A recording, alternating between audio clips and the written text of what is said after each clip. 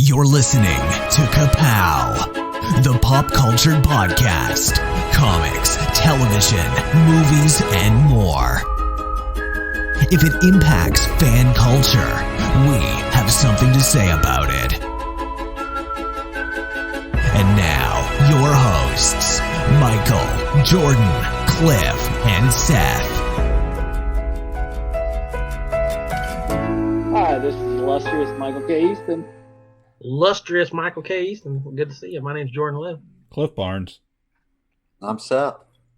How's everybody? Warmed up. Ready to knock this one out. All right. Well, Cliff, speaking of knocking them out, I wanted to give you some credit. Nice. I was listening to the most recent Riverdale episode we did, and the production quality is through the roof. Appreciate it. Cliff. Yeah, no, wait a minute. I want to stop for a minute. Cliff, this is high praise. I never heard that before. Cliff, the production quality is through the roof. Yeah, I just listened. I was like, he really just takes the time and he pumps these episodes out. First off, we never have to fret and complain. I need to leave right now. This isn't about you. I don't know why. I You feel like this is about you. Jeez. I feel like it's always about me. Cliff is that says more about you than the rest of us. Yeah, really. Cliff is killing it. He's learned all these doohickeys, how to use. He's the Donatello of our group. He what do they say about he uses machines? Donatello does machines. He does machines. We got Jordanardo leads. Donatello does machines. I guess that makes me Raphael. I'm cool but rude. Give me a break. Michael is a Easton party is dude. a party dude. That's right. Cowabunga! There you go. Honestly, that would. If I got cool but rude on my tombstone, that may be the best I could ever get. But really, I don't always listen back to our episodes because I lived it, but it's worth it. It makes it worth it for us to listen because you go back and it's like, wow, there's all this new stuff. And it really sounds good. It was good, very good. Well, I have to admit, I probably take a little extra time on those Riverdale episodes. Well, I'm sure. So we're still waiting to catch on. Riverdale's a massive fandom, and one of these days somebody's going to notice us and the love we put into that. They're going to be like, I can't believe I never discovered these guys. Because you know what?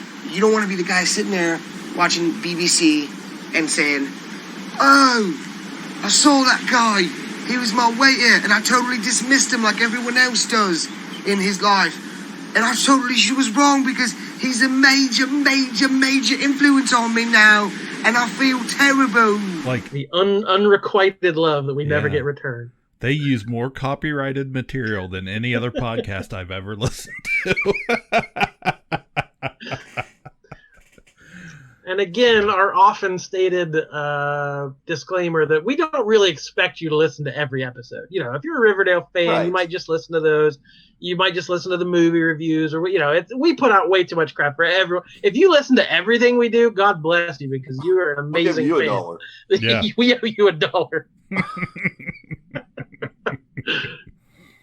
Yeah. No, it's it's been what anniversary are we on now, this podcast? Yeah, we never even talked about that. I just in Facebook memories, something reminded me it's our 5th anniversary, April something or other. Yeah. 5 years ago since we started Ka-Pow proper. I believe we had started the So Pro version a little earlier, but Ka-Pow is 5 years and running. Different producer back then. The editing was never as good. Or timely. Oh, but I mean, if anybody did that 270 sometimes, then I would expect you would probably be better than I am at this. So But it's a lot of fun. Yeah. It's fun to edit. I enjoy editing the episodes because, believe it or not, there's a lot of stuff I don't pick up on. And like, I'll listen back to it and I'm like, oh, how did I must not, I was spacing out. I wasn't even listening to this. And I was like, oh, I missed that little comment.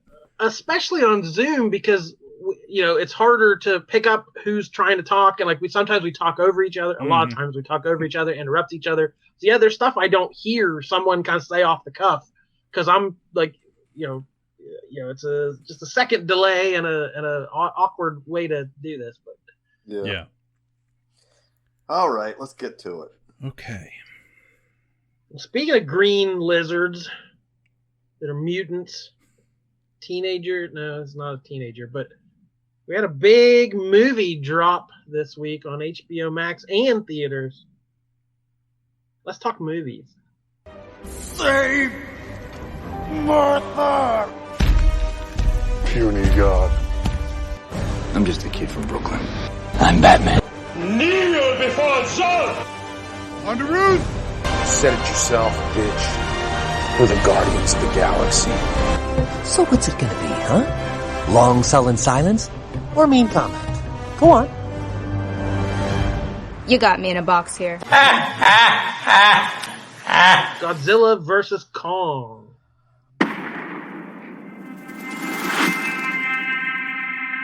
This is our only chance.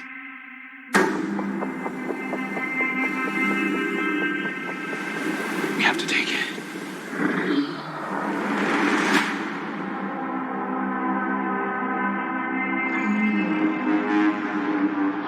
We need Kong. The world needs him to stop what's coming. And this child, she's the only one he'll communicate with. I knew that they had a bond. She had nowhere to go, so I made a promise to protect her. And I think that in some way, Kong did the same.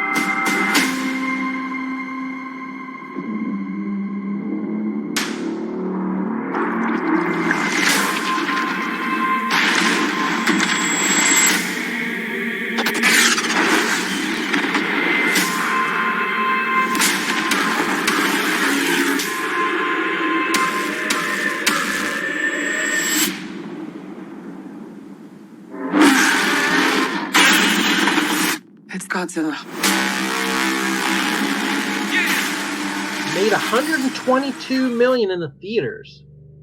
Wow. This is kind of the first hit of the pandemic era, which isn't over yet. We should probably remind folks it's still going on, even though we're all getting those vaccines. But some theaters are open back up, and people wanted to get out and see this one on the big screen, I guess. Yeah, I'll admit I have not watched this.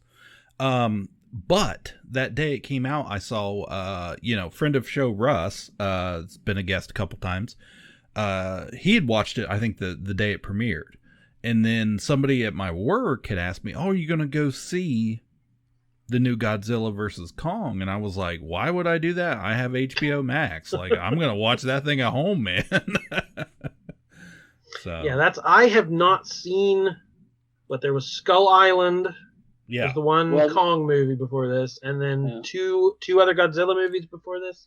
Yeah, there was Godzilla by itself, and then there was Godzilla King of Monsters, I think. Yeah, so I haven't seen any of those, but this one was on HBO, so it's easy to, it was. I didn't have to go out of my way to see it, so I said, hey, it's a monster movie, I'll check it out. Well, I remember the last one that came out because we kind of had high praise for it. Michael had seen it in IMAX. Yeah. And I watched Kong in IMAX. Skull Island he watched. That's the one. Yeah. Wasn't that the last one? No, King of the Monsters was the last one. Yeah. Oh, okay. I missed that one somehow. So it got pretty bad reviews. Did it? Okay. Yeah. Yeah. I'm thinking of Kong Skull Island. What were your hopes for this one, Michael? Were you high hopes? I mean, it was pretty much exactly what I expected it to be, but I thought what was really neat about all these properties is that the mythology that they've woven between all these movies, like, kind of comes to a head in this one.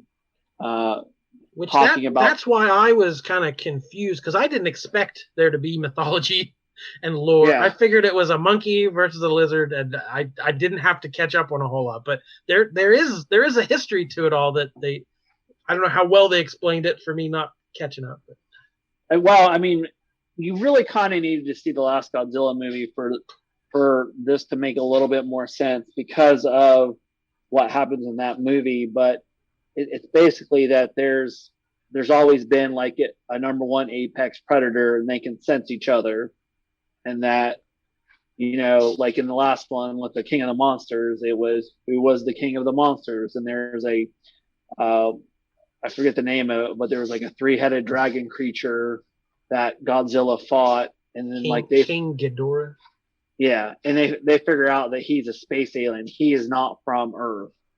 So that's where this takes. Oh dang, Ronald B. Trump! I'll pull his face. Yeah, he's an alien. He's not of this Earth. So the only complaint I actually have about this movie is there should not have been any actors in this at all. Like it didn't need that at all. It kind of like took you out of the movie in places because they had such bigger name actors that had to have screen time. Who was in this? Really, Michael? Well, it had Millie Bobby Brown. Yeah. Okay. I liked it had the Brian Tyree Henry from Atlanta as the conspiracy theory guy. Yeah. And I liked his role, and he was with Millie Bobby Brown and that kid from New Zealand who was in Deadpool 2. Yeah. Those three as a comedic trio were good. But yeah, who else? Kyle Chandler, whoever else. There wasn't much for them to do. Rebecca Hall. Is that the guy from Friday Night Lights? Yeah. He's in all the Godzilla movies.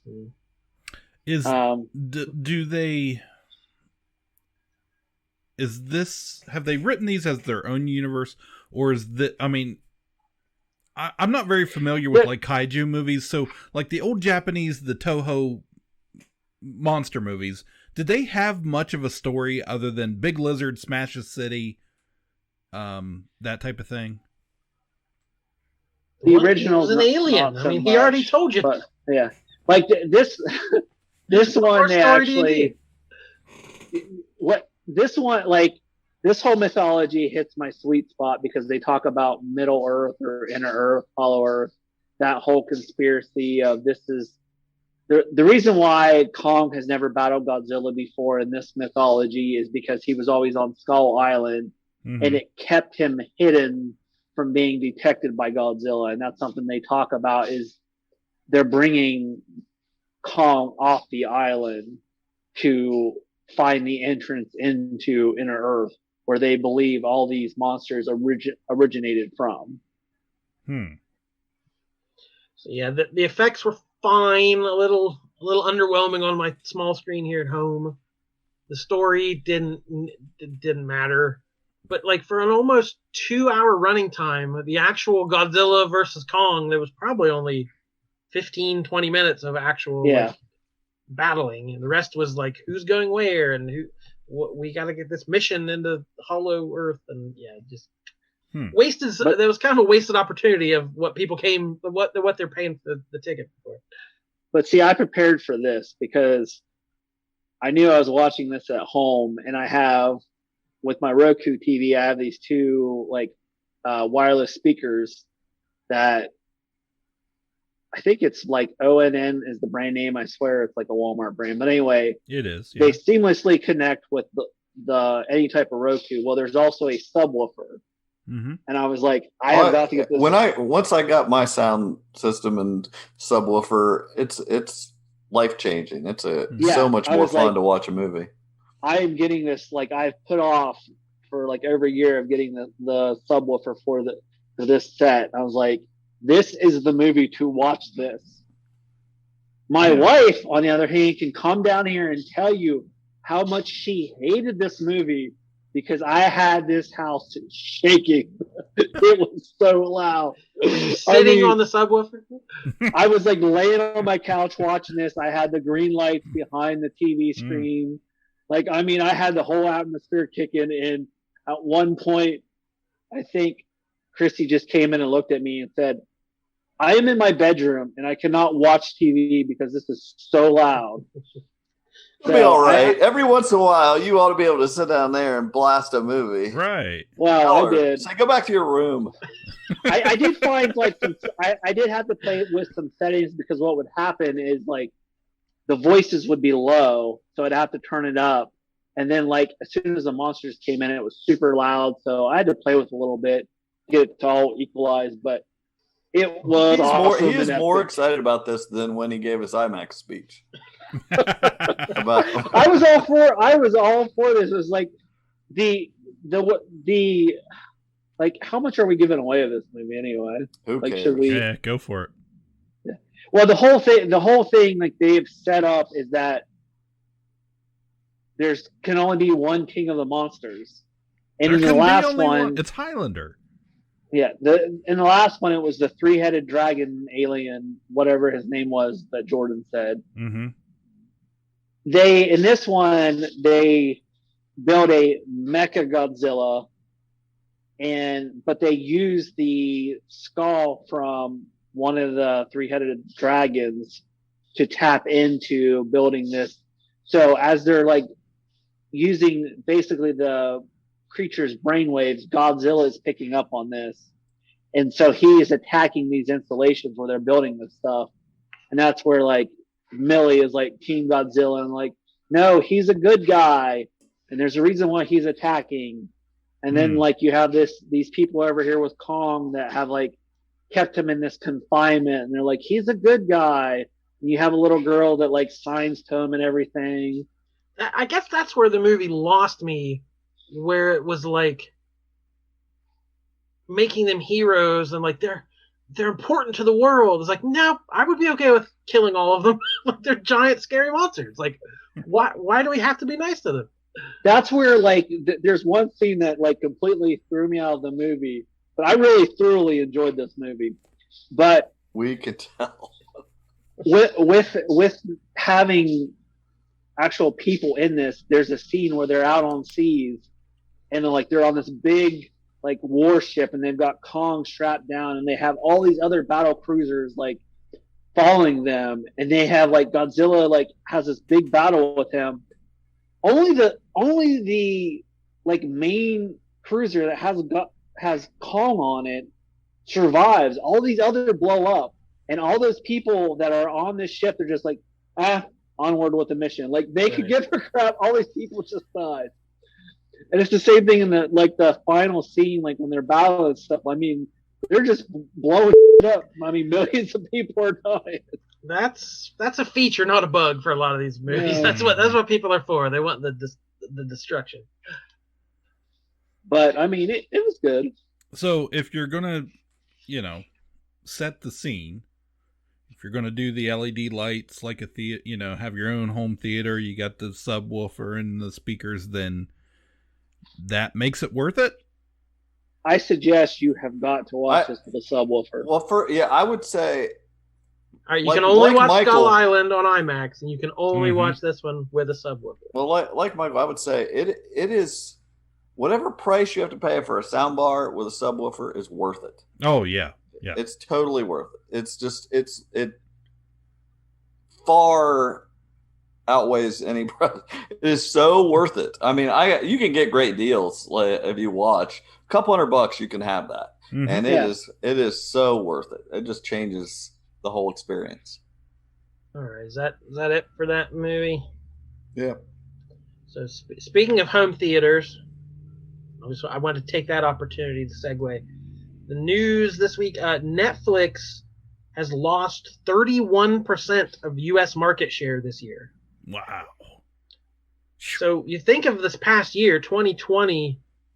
The whole theme of this year was like, well, let's just stay home and watch Netflix. Like that was the overriding attitude of 2020. Netflix and chill. Exactly. And they did They surpassed 200 million subscribers, so they hit a new record high, but they've still lost market share. So they were at 29% market share of U.S. households, and they're now down to 20%, which is not as much about Netflix failing as all these other places popping up. So Yeah. Prime has 16% market share. So yeah, Netflix has dropped that far, and they're still number one at 20%. Prime is 16%, Hulu 13%, HBO Max already at 12%, ahead of Disney Plus at 11%. And these new ones, Peacock has 5%, Apple TV Plus has 5%, Paramount Plus has 3%. I pretty much have all of those except Netflix. I dumped Netflix a couple months ago because they never have anything I want to watch. Occasionally, like there are things, but I'm just kind of writing them down, and I'll pick it up here when something comes I just need to watch, and I'll catch up. You notice that Netflix is the most expensive one out of all. Yeah, it's not worth it compared to the other ones. It's not worth it.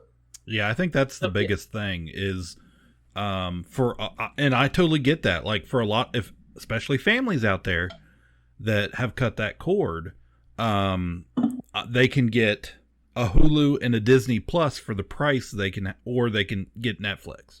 And Netflix has went hard on murder docs and teeny bopper shows. It's all about all these like teen shows I don't care about. I don't care.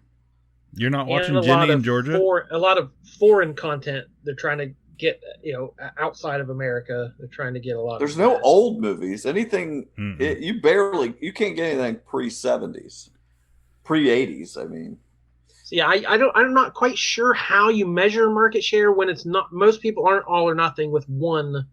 It's like most people have a mixture of these, if they have any of them. Yeah. But they put out they kind of knew this was coming, so Netflix put out the letter to their shareholders. Quote, "This is in part why we have been moving so quickly to grow and further strengthen our original content library across a wide range of genres and nations." So basically saying we knew all these other things are growing, so they're putting more into original content to kind of stymie that. And to me it hasn't been working. It hasn't been working. Yeah. Right. But they just announced news, I believe it was today, they just secured a multi-year streaming rights to Sony films. Anybody catch that news? Yeah, like with all Spider-Man and stuff, Yeah, so they've got a 5-year deal beginning with next year's movie, so 2022 movies.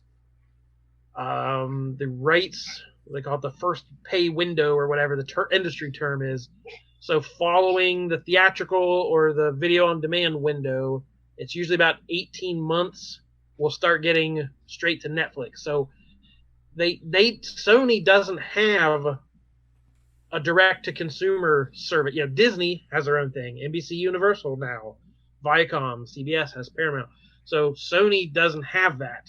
So it was a strategic thing for both of them. Netflix needs more content, and Sony needs a distributor. Yeah. So they had a deal. They were Sony with Crackle. Doesn't what? Crackle. Exactly. Crackle. I would have to double check that because I have no idea. Do you have Crackle? Once upon a time. Are you on Crackle? Yeah. I'm sorry, I crackled. Sony signed a deal with Jingle Jangle. Yeah. But Sony, since 2006, Sony's had a deal with Starz, the premium pay channel, which more people have Crackle than have Starz. So all these Spider-Man movies and stuff were coming out on Starz. So beginning on Netflix is a way bigger audience. So I think it's a win-win for both of them. I said some of the earliest ones, the Spider-Man sequels, the Spider-Verse sequel, Morbius, the Uncharted movie based on the video game. So those are going to be big blockbusters in 2022 that'll then go straight to Netflix maybe a year after theaters. And it said they can license some of the older Sony movies, and then Netflix was going to kick in money to help produce movies that if there may be smaller budgets that might go straight to streaming. So it definitely seems like a win-win for, if Netflix is on the decline, Sony needs a partner.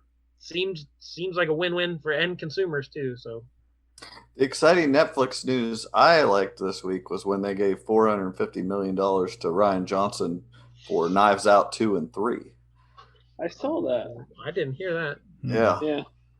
So, because he had the rights to that property, like it's his. Yeah. So he's making some bank here. Because the first one was out on Amazon first, I believe. Mm-hmm.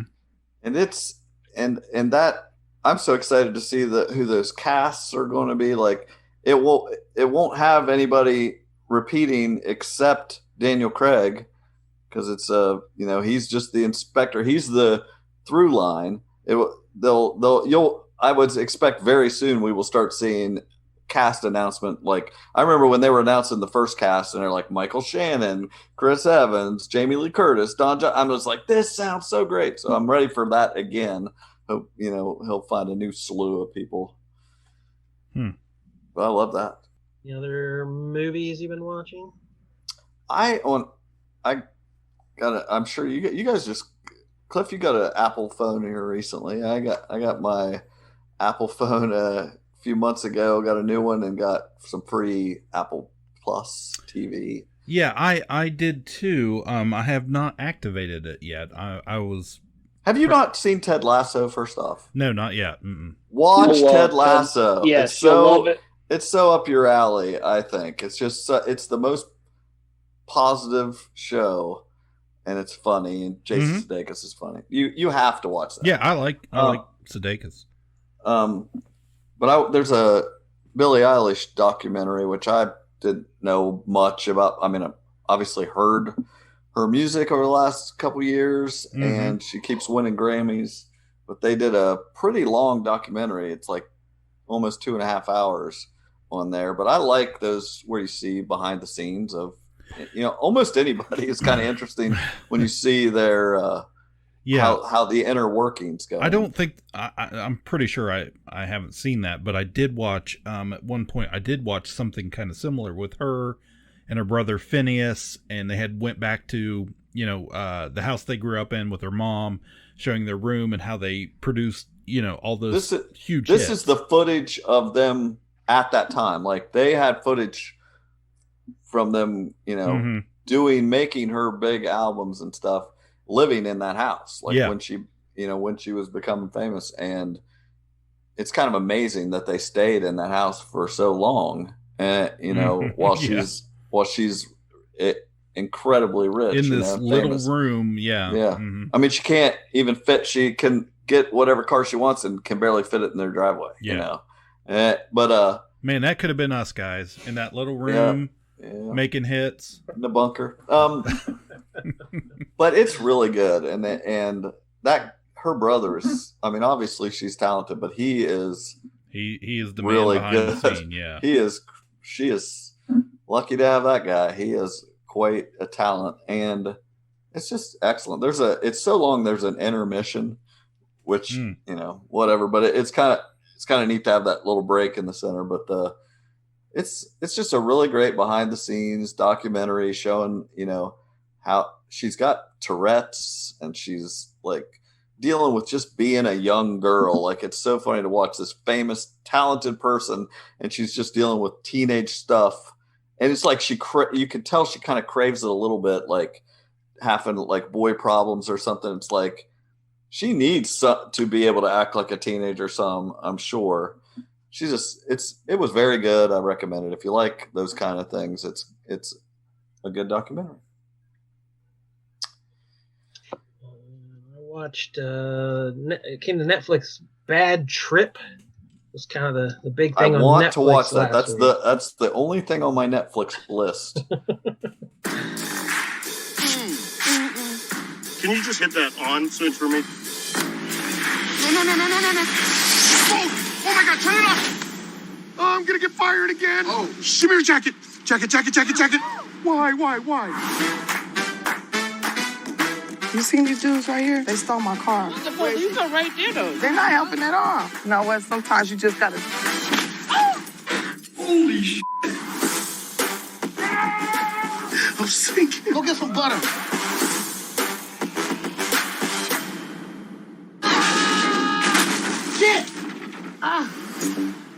finally time for that road trip. I'm talking NYC. Yeah. Shouldn't have taken my sister's car, man. She's crazy. He will kill us.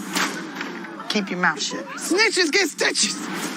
So this is Eric Andre, the comedian, and it's a fictional movie, but it's also kind of a prank. It's like a Borat type film where he's interacting with real people in a fictionalized story. So this was supposed to debut at South by Southwest this year and then come out in theaters in April, but nothing came out in theaters. So it went directly to Netflix. So it was supposed to be a big screen movie, but so it's Eric Andre and Lil Rel Howery, the comedian, probably Get Out, maybe his most famous movie, and then Tiffany Haddish.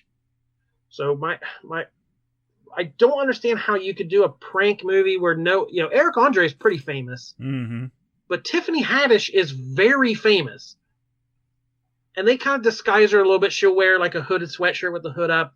She's got fake tattoos.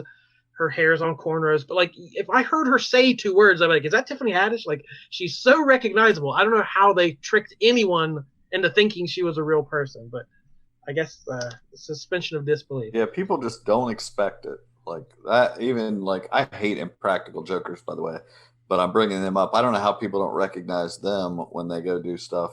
Right. They've been on the air for 12 years. Right. Yeah, the movie, it's funny. It made me laugh quite a bit. There's barely any story. It's just he's trying to get to New York. It's a road trip. And they just every stop along the way, something crazy happens, and they do it in front of people.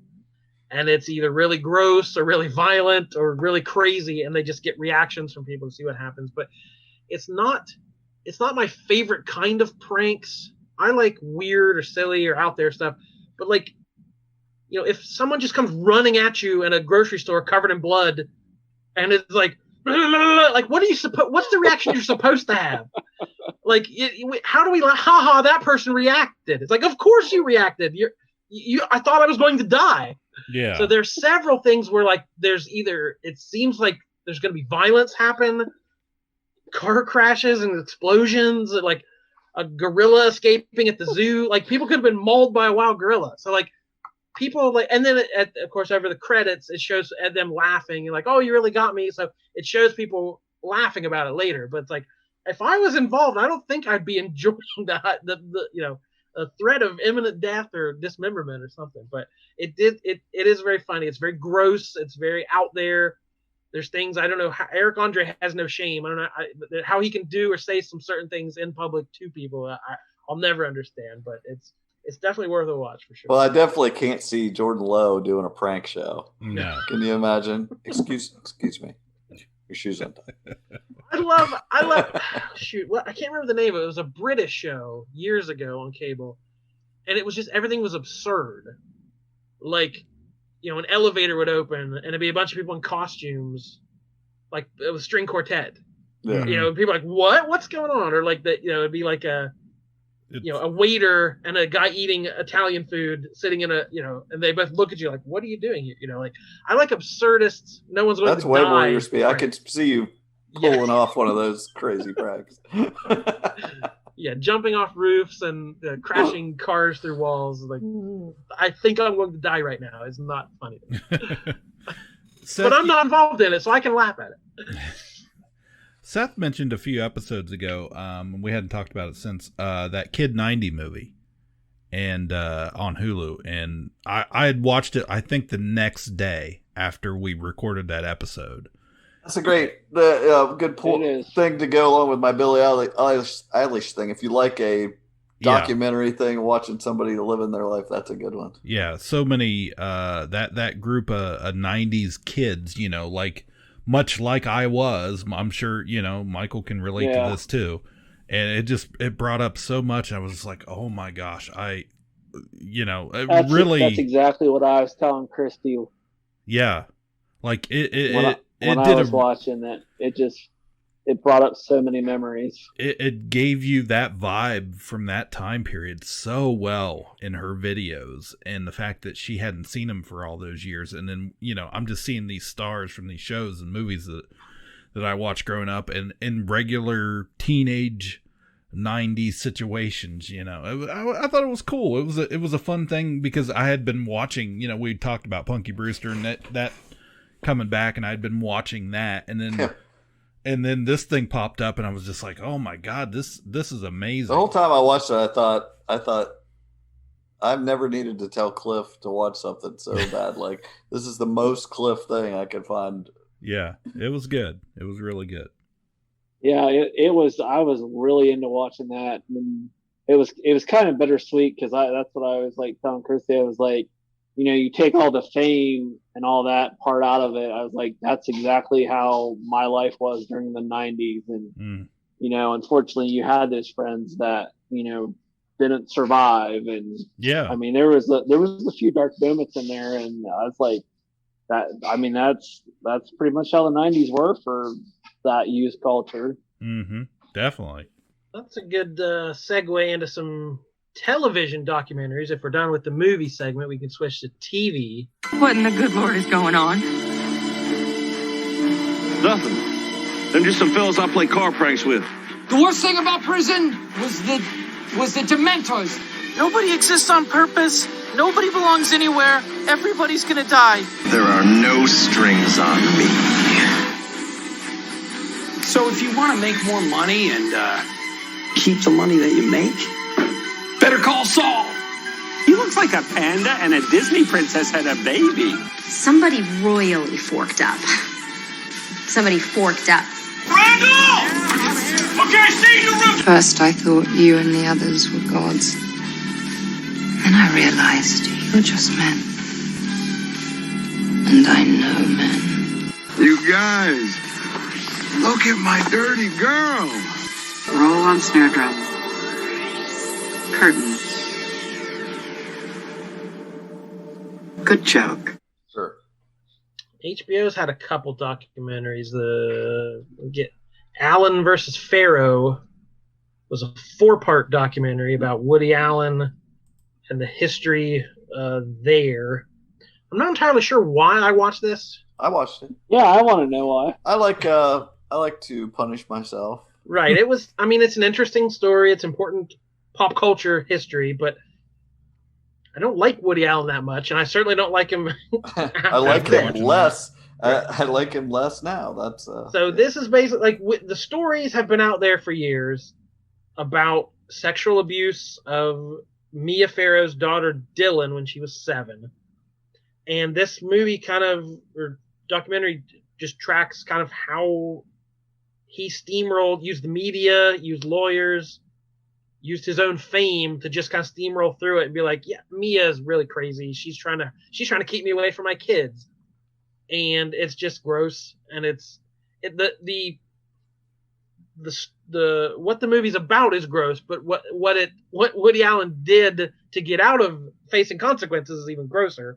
And it's definitely ties into what's going on currently with the Me Too movement and all that stuff, how powerful people don't always face consequences. And it's there you go. Here's another example of it. I'd heard a couple people talking about this, and I think it was described as, you know, cringe for most of it. I saw it had come out. I didn't watch it. Like you said, I just couldn't put myself through it. Yeah, it was. Well, I'm glad I watched it, I guess. But I don't think it was like, you already know. Yeah. You know, you don't know as many details until you watch this, and it mostly just it's sad. It's just sad that the whole thing happened. It's not a feel good documentary. But we'll go on. Well, you get a lot of the home videos, and it contrasts it with Woody Allen, his audiobook. So he just released an autobiography a few years ago, and him just blasé talking about, well, here's what happened back then. So it was just, it was very difficult. But you get at least Dylan got to speak her own mind. Like, as a kid, she didn't get to tell her story, but so now she got to go back and tell. But I think what really got me is, like, I had never seen a Woody Allen movie when this happened. This was like 93, something like that, when the allegations first hit. So like my entire movie viewing life this story's been out there. And I've watched a bunch of Woody Allen movies and didn't really know all of it. I mean, I think that's why I watched the documentary, was like, why didn't I know more about this? And I had hoped it would go into more of like I think of like Jay Leno would tell jokes. Oh, Woody and Soon-Yi at the Knicks game. No, he's going to steal your daughter. Like, it was a joke almost. How he likes young women. And half of Woody Allen's movies are about an old guy and a young woman. And it's like, this has just been public knowledge for 30 years. And it's like, I'm a movie fan, and I've watched a ton of Woody Allen movies. I've paid money to watch Woody Allen movies. I've paid him money. And it's like, what, it's only now are we getting to the point of like, we shouldn't have to do that. And like, crazy. And it's, you might call it cancel culture, but like finally the victims are having some say of not having to see their abusers be rich, famous celebrities anymore, and just get them out of the public eye and go away forever, Woody Allen. Yes, agreed. You've been banished. My hot take. But I assumed you want to talk more about the other HBO documentary. That was equally cringy. Yes, very cringy. I'm sure you cannot be talking about the Q documentary. And what's it called? Into the Storm. 6 hours, 6-part documentary. Wow. Anybody I'll show them Q proofs and say, look, talk me out of it. Have you heard of the Q? The what? QAnon? What had started in an online forum had crawled out from behind the screen to the seat of power, all with the help of a single letter. And we're going to win big. You just watch. In 2018, I set out to chart Q's origins. I wrote the first part of 8chan while I was coming off of psychedelic mushrooms. You can really find yourself falling down a hole trying to find out who Q is. I'm pretty sure Q is a spin-off from Star Trek. Q is whatever you want it to be. Sometimes they'll even think it's me. I have a question. You're going through a possible list of who Q might be. That's right. You're on the list. Well, let's continue then. Dangerous ideas. That's a scary idea. People conspiracy theorize about things that they think are powerful. What did we conspire against? Followers try to discredit reporters because we're required to find out if it's true or not. It seems like Q's gone mainstream. They don't care about all the people dying. They're lunatics running the asylum. You can't expect to get counter punched. We have to go. We need to move. Game over. This Q thing is just exponential growth. I think people are worried it's going to be used to radicalize more people. Do you think that is warranted? I got through 2 of them.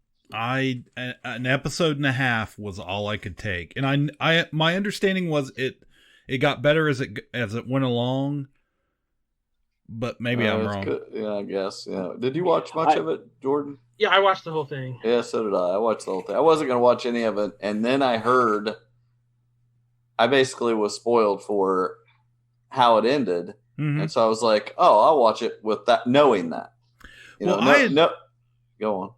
Well, I was just going to say, I have frequented. It's fascinating to me. It has been for a while. Like there are Reddit boards out there and forums about how this QAnon conspiracy cult has ripped apart families. It's marriages, parents from their children. And I've been following, those stories from just regular people for a long time. And there are people I know in the same situation. But so I had heard that name thrown out a bunch of times as it's probably this guy, or at least we're pretty sure he's involved. Yeah. It would also, if you just wanted to learn, how many times have we heard about 2chan, 4chan, 8chan, just to really see the people behind these and see how they were, who ran these things, who created them. That was interesting to me, just to know what actually is this, who are the people behind them. And it was interesting to see that. And how one led to another, how it led into politics, how it led into the media, and what happened just this past January. And It was interesting. They spent sure. 3 years filming this, and I almost feel like I know why they wanted to release it now when it's so topical, but I feel like it needs more time. Like, I don't feel like we even now know enough or have figured out the long-term repercussions of all this. Like, it's all still happening right now. But people still believe this stuff. That constant moving goalpost with their theories. I mean, it's this date, this is going to happen. And then that date comes, and of course it doesn't happen. But then they're already on to, no, it's going to happen on this date. And, April, we went from January 6th, January 20th, March 1st, March 20th, April 1st. And it's like never ending. And there's a whole network of people who have made careers telling you the theories and breaking, like we do Riverdale. Yeah. Right. Think about if Riverdale was a cult. It's too soon for that documentary, Jordan. I will say the one thing we're still theorizing. I did find funny is one of the episodes I watched. There was a couple of them talking about they were going to be on a panel at a conference, and then like they got canceled or whatever, and they're showing it like a camera view, and there's like no one in the audience, and they're trying to say like they shut them down. I'm like, nobody showed up for your BS. But that is contrasted to the end of the series. They go back later. Yeah. And it's a packed house. I have to go with... back and watch this crap. You go back later and it's not empty anymore. It's a packed house, huh? Yeah. And it's very informative. It's almost like it almost doesn't have enough distance. We're like, this guy built their trust. Cullen Hoback is the director, producer, camera guy, investigator. And the guy calls him to help him move. He's like, I got to get out of the country. Can you come help me move? Like, he becomes friends with these guys. So it's hard to do an investigation like that when he is also so involved. He's probably the only mainstream media person they talk to even. And everybody's playing a game. Everybody's winking and trying to be clever. And that's what threw me the most was like Q. And I hope we haven't really explained what QAnon is. So I think people know it's not a fringe thing anymore. But that idea that there's a global cabal of Satan worshiping pedophiles who are kidnapping children and drinking their blood. And they're getting this information from Q, who is supposedly a Q level, which is just a super high level person in the who was like in Trump's cabinet, who was right in the White House, front row seat to everything. Knew all the behind the scenes. Knew that there was pedophiles and Pizzagate and all this. It's all true. And is promising they're all about to be rounded up and jailed, and it's going to happen soon. The storm is coming.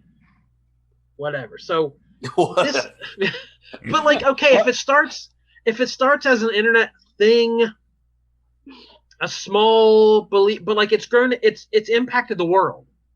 Yeah. It has had huge consequences for America and the globe. And that's what I'm thinking, like, okay, if Q is Steve Bannon, Michael Flynn, Stephen Miller, if it's someone who's already is a powerful figure, okay, that's one thing. But if it's one of these idiots, if it's one of these clowns who did it as kind of a joke, wink, wink, the media will buy anything I tell them, and has had this traffic much to their website just to be famous and win the internet and get some internet traffic. And you have influenced the world in such a negative way. You've gotten people killed. And if Q is just one of these guys pulling a prank, that's worse. Like, reality as it is bad. But if it all is just a meme, like, that's so much worse. Yeah, it's worth watching. I will say that it's disappointing a little bit in the fact that it focuses so much on these particular people that are just a bunch of winking idiots. Mm-hmm. When I would have liked to see, even though it's cringy to watch, I would have liked to see a little more of the crazy, a little more of the people that were. That's what I was looking for. You see a sprinkling of them, but you don't see as much of the theorizing and what went behind, January 6th, that as I was hoping to see, because there's so much It's just focusing on, is this guy Q? Is he not Q? Is he? You know. Yeah, I felt like I said, from what I've followed, the more, I don't want to say more interesting, but the tragic story here is all the regular people that buy into this bullshit, and it's destroyed their lives, and they don't even realize it. Well, like I've said to you guys, I have a friend I work with that his in-law like believes that stuff completely, and like he was sharing me messages of when he went and got vaccinated, and I mean, she was just like, he's like, it got so bad, he told me, he's like, I think I'm gonna have to change my will, like this, like, yeah. I mean, it's insane. This right here just goes to show you that people really will believe anything. Yeah. Like, and you can take any type of crazy thing and read into it and draw your own conclusions and make it into something that it's not.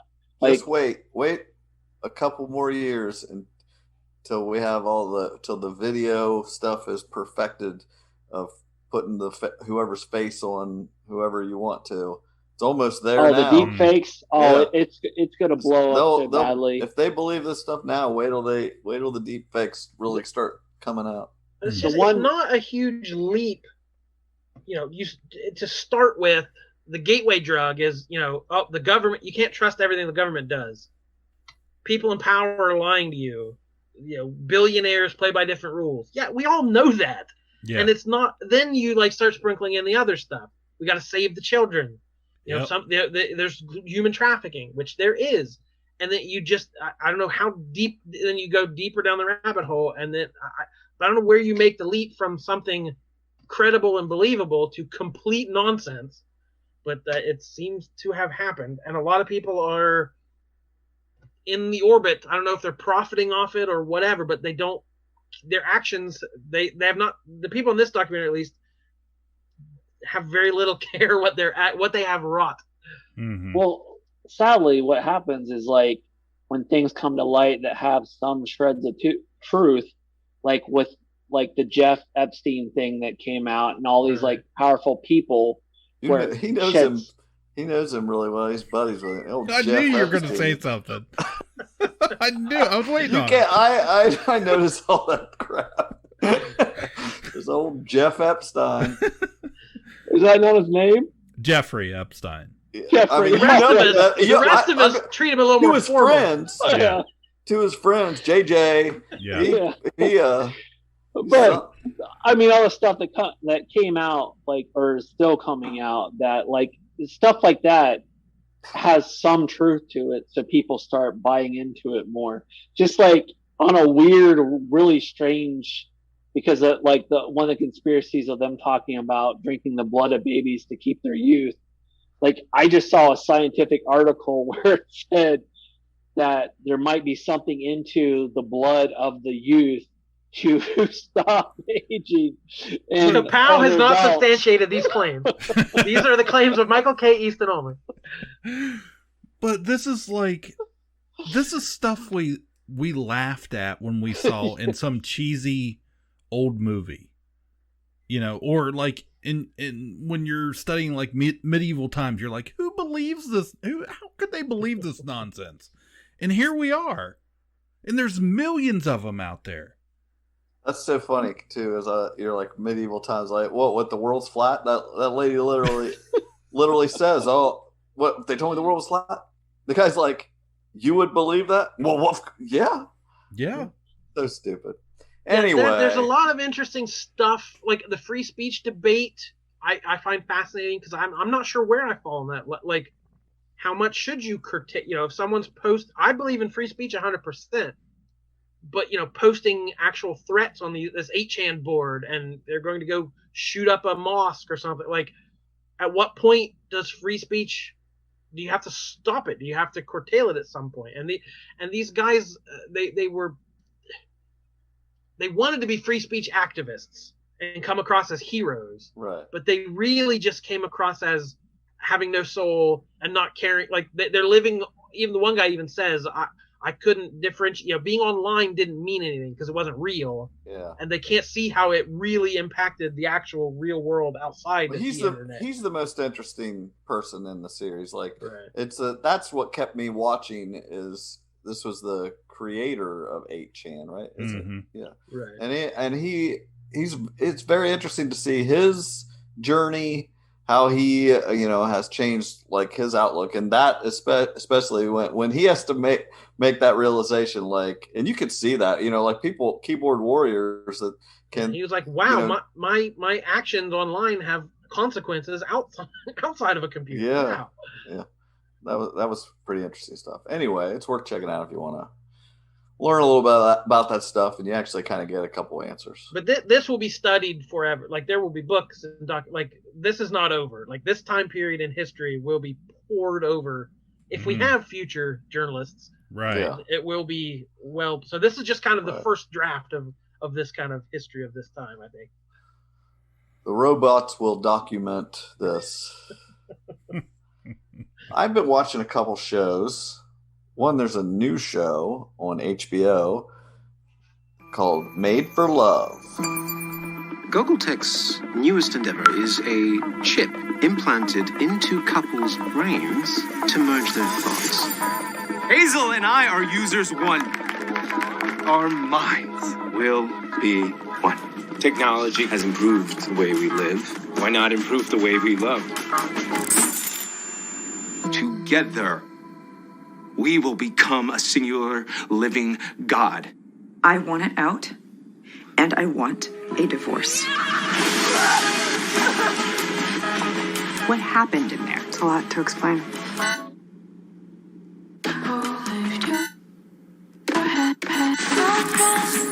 Planes, shotguns, acting like you're running for your life. Hazel! Have you ever thought of just lowering your standards in terms of general happiness? He's watching us right now for a chip that he implanted in my brain. I've been working on this my whole... It's got a fave of mine, Kristen Milady. She was in Palm Springs. She seems to be the go-to girl for sci-fi type concept ideas here. And it's basically instead of Google, it's Gogol. Yeah. She's on the run after 10 years in a marriage to a tech billionaire, and he's got a new device that he wants to offer to the public to implant in your significant other's brain to know their thoughts, so you can be just very close. In sync. Keep no secrets from me. No secrets. So how would that work, Michael? Yeah, how would I go over? You'd be watching Kong, and you hear, "Turn that down." Anyway, let's just say if I had that chip, I would not have been together for 20 years. But they dropped 3 episodes. It seems to be the thing. Dropped 3 episodes right after Get Back to get people interested. That was last week. This week they dropped 3 more. Oh, they did. I haven't watched those. I saw the first 3. Yeah, I watched the first 3 as well. Yeah, I've watched the first 6, and there's 2 more next week. And that's it. Okay. There's Ray Romano, plays her father. Yeah, I always like him in everything. He's good. So. You know what show I miss? Men of a Certain Age, I think it was called. It was him and Andre Brower and Sam Beckett. What's his real name? Bakula. Yeah, I like that show. Mm-hmm. It was canceled far too early, but anyway, it's a pretty good show. Like, I was hoping for more. I'm a little sick of the funny thing. Like, it's got a Silicon Valley feel where it's techie. There's this stuff going on, but it's still so jokey. Like the villains are so laughable. Yeah, right. Yeah, I found the most entertaining part to be the darker parts. Yes, absolutely, 100%. That's what I want to see. So maybe I'm just getting sick of that genre where they go so jokey with it. But it's definitely worth watching. I like that type of stuff. I haven't watched all of it, but the husband doesn't have much going on. Like he's not a great villain yet to me, because I don't quite get his motivation, or he's just kind of a blank slate so far. I will say that I like the take that I thought, because the first episode, I think first very early on, it's like, can she get away? And it's like, well, it's really not what you think. It's not just like he's the most horrible person ever. He does have he's not super villain. He just villain. He's not out to just do whatever he wants. He just wants what he wants. And it definitely has that timely, topical idea of abuse and people not believing the woman when she tells them. It was like, she's rich and has a nice husband. Like, what's she got to be worried about? Right. But it's definitely my nightmare scenario of like a world where everything is technology that you can't escape. You're online 24/7, people watching and listening to you, and everything's wired. Everything is in the cloud. Everything's terrifying to Storm. You're in the storm. Yeah, the storm. Yeah. Okay, one other show I want to say that I've been watching. I have never watched this show. It's one of the most highly rated television shows ever, and I had never seen a single episode. I missed it. Somewhere along the way, I missed it. It was Breaking Bad before Breaking Bad was a thing. Does anybody know what I'm talking about? Shield. The Shield. Am I right? Yes. All right. And it was on, well, I don't even know what it was on, what channel it was on the time. It's on Hulu now. Was it on FX maybe? It was one of the early FX. I was trying to think if there was FX at the time, but yeah, I think it was FX. But it's Michael Chiklis, and it's a story of inner city Los Angeles police precinct where the cops are kind of bad. Like, some of the cops are doing bad things and, to profit themselves, or just not doing things the right way, but they're not total villains. He is still, doing good along the way. And I've watched the first season. I think there's like 8 seasons. It came out in like 2002, I think. But guess what? It's pretty good. It's a good show. I'm really enjoying it. I like it. I never was a huge Chiklis fan, but and some of it's not always an A+ as far as acting, and it's definitely aged. Like, the music is like, ball with the doll, but dang it. It's very of its time, but it's still very good. I'm excited to watch it. Every season is rated high.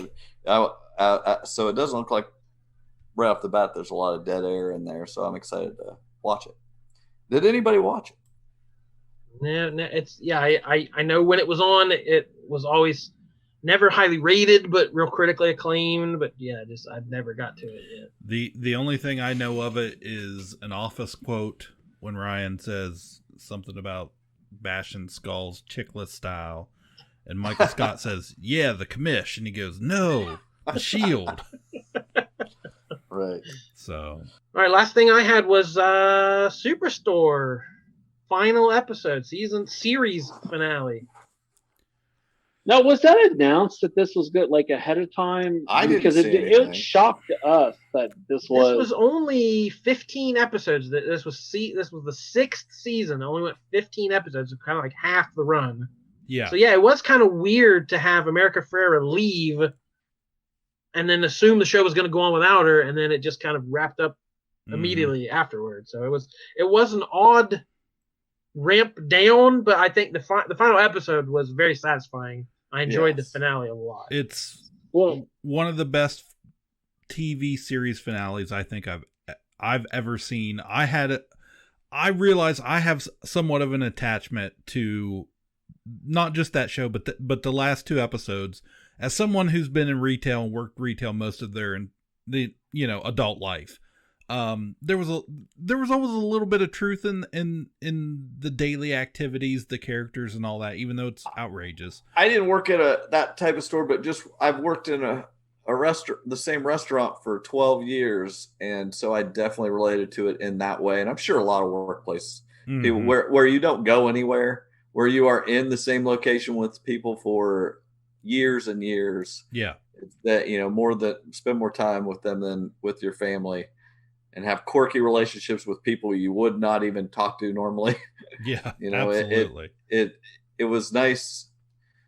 It was a good show for that, showing how you would still be talking to these people and, having to deal with the issues of the day, whether you like it or not. And of course it was hilarious, but to watch that finale, and you don't always get a finale that is just a feel good finale. Like, to see a optimistic look at how it could be if a place like that, the restaurant I worked at closed, and everybody has to go their separate ways. And this, this type of situation, it was neat to just see how these relationships could prevail. It respected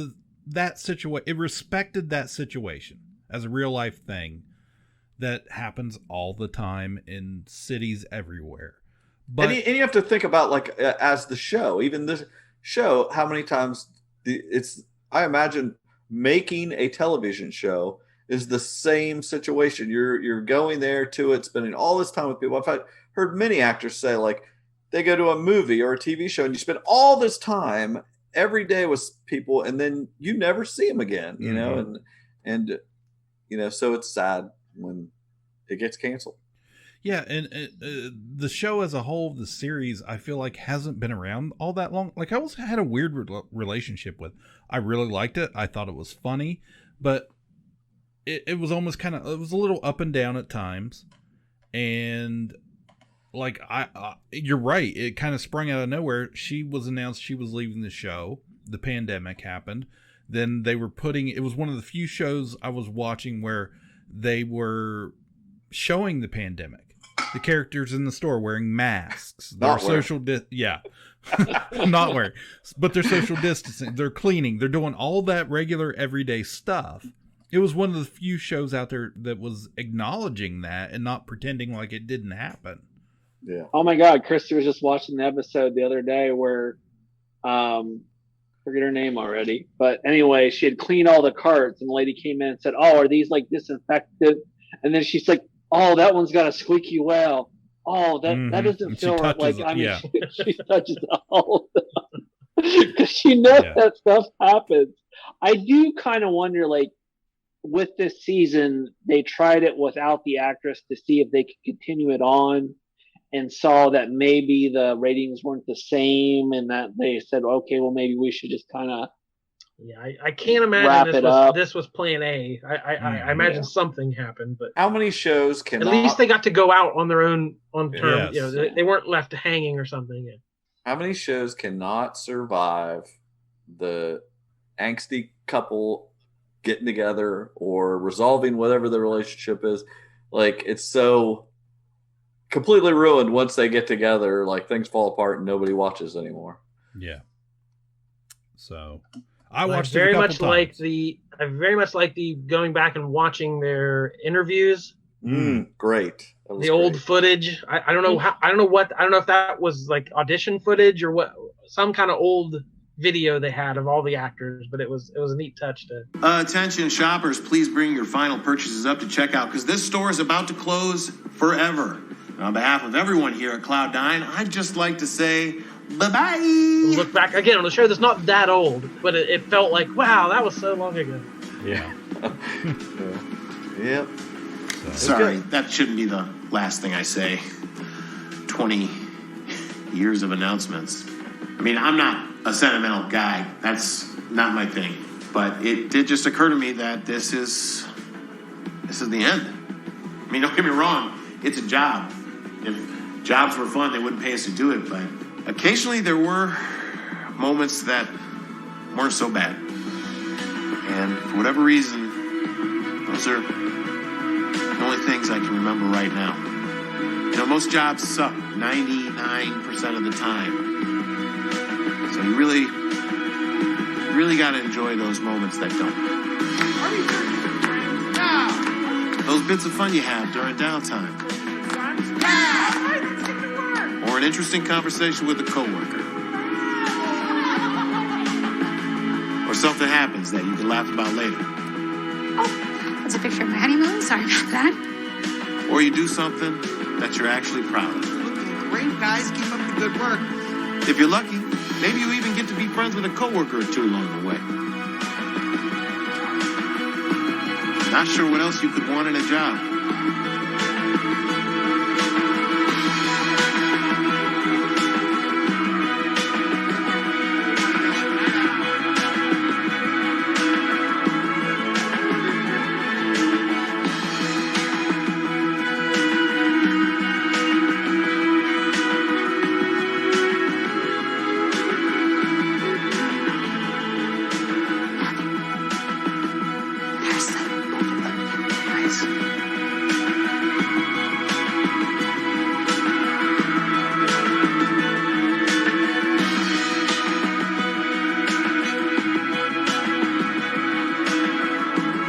At any rate, thank you for shopping with us. Cloud 9 is now closed.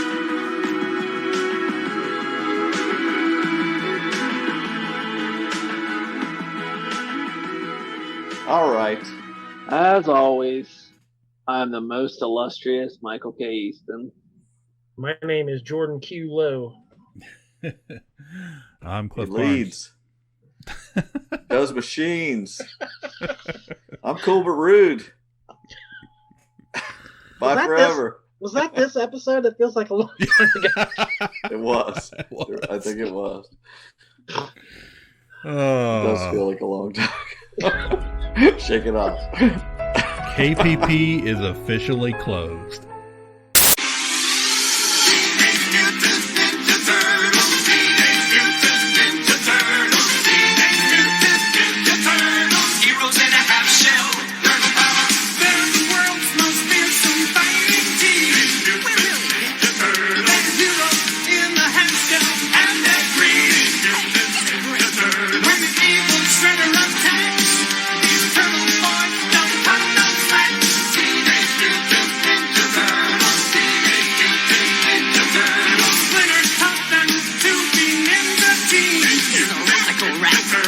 Leonardo leads. Cliff Tello does machines.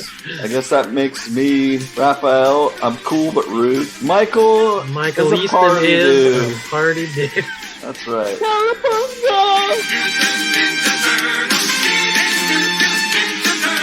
Heroes in a half shell. Ka-Pow, the pop cultured podcast, is intended for entertainment and information purposes only. Sounds, music, and clips played during the podcast are property of copyright holders. All original content is property of www.udamwithkpp.com. If you enjoyed this podcast, please subscribe and leave a comment. Ka-Pow, the pop cultured podcast, is available on Apple Podcasts, Google Podcasts, Podbean, Spotify, and wherever podcasts can be found.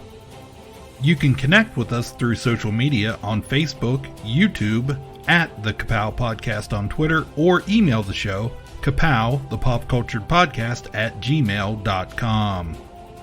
If you really want to go the extra mile, please sign up to be a patron through the Podbean app or our website, www.udamwithkpp.com, to receive special content and early access to some episodes. We are grateful to anyone that chooses to contribute, but please know that most of our content will always remain free, so please continue to like, comment, and share.